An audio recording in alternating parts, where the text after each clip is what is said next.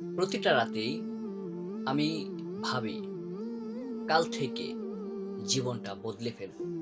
কারো বিলাসী জীবন দেখে দীর্ঘ শ্বাস ফেলি, নিজেকেও একদিন বড় কিছু হওয়ার কল্পনা করি। রাত যত গভীর হয় আমার স্বপ্নগুলো তত বড় হতে থাকে।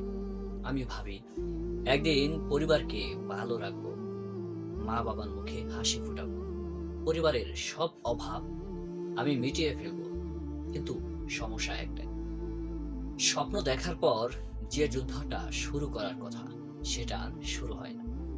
সকালে অ্যালার্ম বাজে, সে অ্যালার্ম বন্ধ করে আবার ঘুমিয়ে পড়ি। কারণ আমার শরীরের চেয়ে অলসতা বেশি শক্তিশালী হয়ে গেছে।